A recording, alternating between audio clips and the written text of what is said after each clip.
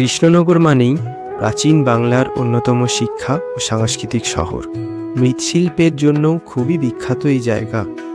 জগদ্ধাত্রী পুজো বললেই চন্দননগর, কৃষ্ণনগরের কথাই প্রথমে আসে।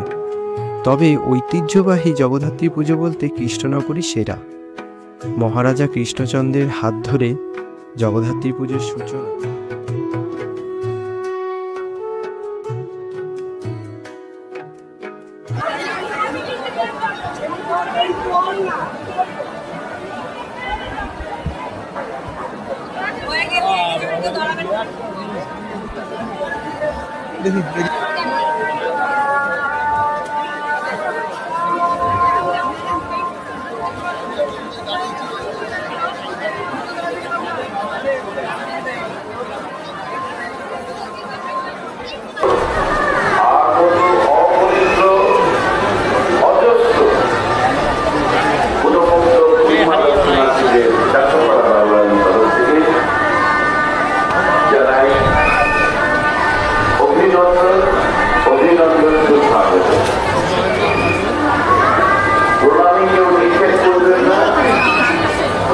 বুড়িমার পুজোর দেবীর আগমন থেকে বিসর্জন সবেতেই রয়েছে এক অনন্যতা।